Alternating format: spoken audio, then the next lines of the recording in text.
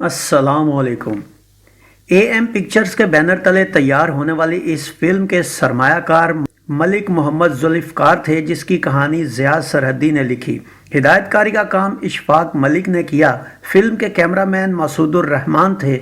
उर्दू ज़ुबान की यह film am studio limited Lahore में तैयार की गई और 1967 की इस 23वीं फिल्म का नाम था ऐलान।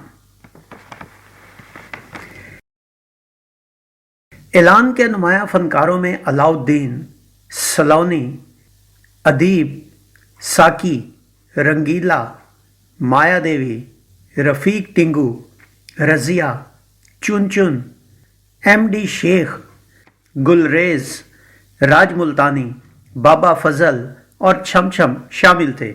इसके अलावा मेहमान अदाकारों में एजाज, साबिरा सुल्ताना, सुल्तान राही और इकबाल हसन शामिल थे। इस फिल्म की कहानी क्या थी यह बताने से पहले मैं आपसे कहना चाहूँगा कि अगर आप हमारे चैनल पर नए हैं तो इसे सब्सक्राइब कीजिए और बेल आइकॉन को दबाने के साथ साथ ऑल के बटन पर ज़रूर क्लिक कीजिए ताकि हमारा आने वाला हर नया वीडियो आप तक पहले पहुँचे। इस फिल्म की कहानी क्या थी आइए देखते हैं। डाकुओं की जिंदगी पर फिल्माई जाने वाली इस फिल्म की शुरुआत एक गरीब बच्चे से होती है जो फीस अदा न करने की वजह से स्कूल से निकाल दिया जाता है। इलाके का चौधरी अदाकार एमडी शेख उसको चोरी के झूठे इल्जाम में 6 माह के लिए जेल भिजवा देता है। वही बच्चा डाकुओं के गिरोह के हाथ लग जाता है और बड़ा होकर राजा डाकू अदाकार अलाउद्दीन के नाम से अपनी धाक बिठाता है। राजा को इसी इलाके के एक आदमी अदाकार बाबा फजल की बेटी नूरा अदाकारा सिलोनी से मोहब्बत हो जाती है, जिससे वो अपने दोस्त शेरू अदाकार साकी से मिलकर शरीफुद्दीन के नाम से शादी कर लेता है। शादी के दिन राजा तमाम गिरोह को समझा देता है कि उसकी बीवी को हरगिज पता न चले कि वो ताजिर नहीं बल्कि डाकू है। लेकिन गिरोह में सरदारी का एक और ख्वाहिशमंद और राजा का खुफिया दुश्मन कालू अदाकार अदीब भी होता है। नूरा की मोहब्बत में राजा के डाके मारने में कमी आना शुरू हो जाती है, जिस पर गिरोह में बदअमनी फैलने लगती है। एक डाके के दौरान राजा एक दुल्हन की इज्जत लूटने पर अपने एक साथी को गोली मारकर लूटा हुआ माल भी वापस कर देता है, जिस पर शेरू को छोड़कर तमाम गिरोह राजा के खिलाफ हो जाता है और नूरा पर यह राज खोल दिया जाता है कि शरीफुद्दीन ही असल में राजा डाकू है। नूरा इस बात को सुनने के बाद राजा पर बरहम होती है, लेकिन राजा के हालात सुनने के बाद उसका दिल मोम हो जाता है। राजा नूरा की मोहब्बत में मुजरिमाना जिंदगी छोड़ देता है और अब शेरू राजा के नाम से उसकी गद्दी संभाल लेता है।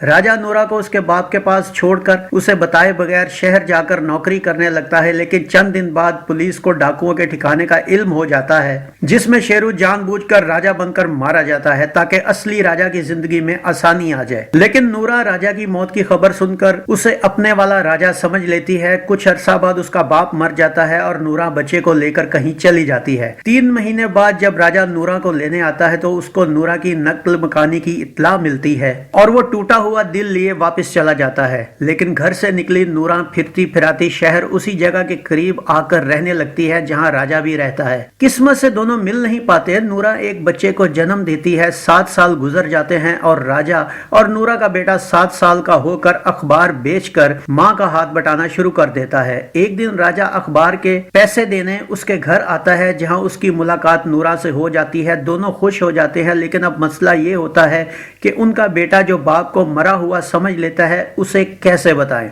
नूरा उसे हीले बहाने से बताने की कोशिश करती है, मगर वो नहीं मानता। इसी दौरान डाकुओं का एक भागा साथी कालू राजा को शहर में देख लेता है और राजा को दोबारा डाकू बनने पर उकसाता है, मगर राजा के इनकार पर दोनों में लड़ाई हो जाती है। पुलिस के आने पर कालू राजा की निशानदेही कर देता है और राजा पकड़ा जाता है, लेकिन राजा वहां से फरार हो जाता है और वक्त गुजरता जाता है। राजा का बेटा जवान होकर पुलिस में एक आला अफसर बनता है। रूपोश राजा अब भी चुपके चुपके नूरा से मिलने आता है। राजा के बेटे शाहिद अदाकार एजाज के मुख पर उसे इस बात की इत्तला करते हैं। शाहिद की शादी के दिन भी राजा वहां आता है, जहां उसका सामना शाहिद से हो जाता है। राजा वहां से भाग जाता है, मगर शाहिद उसका पीछा करके उसे जा लेता है और उसे मारने ही लगता है कि नूरा वहां आकर शाहिद को राजा की सच्चाई बताती है। राजा खुशी से अपने आप को कानून के हवाले करके जेल चला जाता है और यूं कहानी का इख्तिताम होता है। इस फिल्म का म्यूजिक क्या था आइए देखते हैं। नूरजहां, माला, सलीम रजा, फजल हुसैन और मास्टर परवेज के गाए गानों को तनवीर नकवी ने लिखा, जिनका म्यूजिक मास्टर इनायत हुसैन ने तरतीब दिया। इस फिल्म में नूरजहां ने 3, फजल हुसैन ने 1, सलीम रजा ने 1, माला ने 1 और मास्टर परवेज ने 1 सोलो गीत गाया। नाजरीन, इस फिल्म की खास बात यह थी कि इसमें पहली बार एक बच्चे के ऊपर एक बच्चे की आवाज में ही गाना रिकॉर्ड किया गया, जो कि मास्टर परवेज ने गाया था। इस फिल्म के कौन से गाने किस गुलकार ने गाए और ये गीत किस अदाकार या अदाकारा पर फिल्माए गए, आइए देखते हैं। 7 गानों पर मुश्तमिल इस फिल्म में नूरजहां के गाएं हवाएं झूमे फिजाएं ये गीत अदाकारा सिलोनी पर पिक्चराइज किया गया।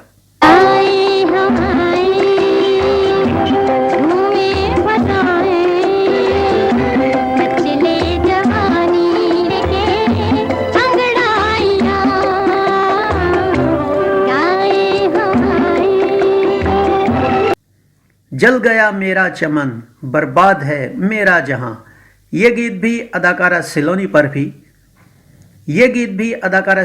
ही अक्सबंद हुआ।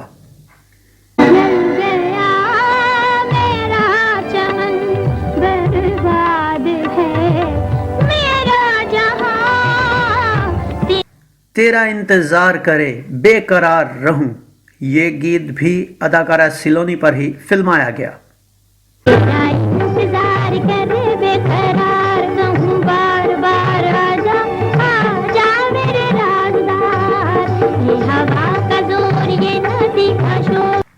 फजल हुसैन का अजब गड़बड़ घोटाला है ये गीत अदाकार अलाउद्दीन पर शूट हुआ। अजब गड़बड़ घोटाला है, हमें तो जिंदगी देकर खुदा ने मार डाला है। सलीम रजा का अजीब बंदा परवर ये क्या दिल लगी है ये गीत अदाकार एजाज पर पिक्चराइज हुआ। अजीब बंदा परवर ये क्या दिल लगी है, निगाहें झुकी हैं, लबों पर हंसी है। किसे कोई प्यार करे यहाँ दिल खोट भरे ये गीत अदाकारा छम छम पर अक्सबंद किया गया। किसे कोई प्यार करे यहाँ दिल खोट भरे, यहाँ दिल है यहाँ दिल खोट भरे, भरोसा पान करे।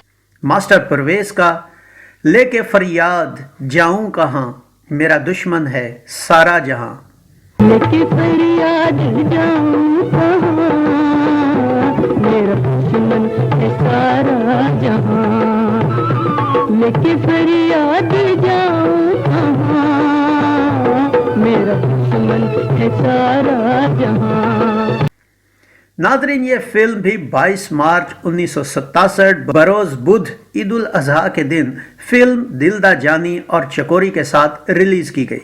कराची के ऑडियंस सिनेमा में इस फिल्म ने सिर्फ 16 हफ्ते गुजारे और किसी भी दर्जाबंदी में शामिल हुए बगैर माजी में गुम हो गई। तो नाजरीन, ये था फिल्म ऐलान का एक मुकम्मल रिव्यू। उम्मीद है आपको हमारा ये वीडियो पसंद आया होगा।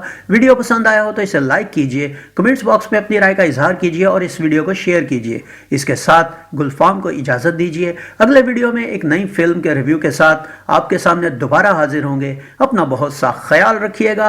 अल्लाह आपका हामी और नासिर हो। अल्लाह हाफिज़।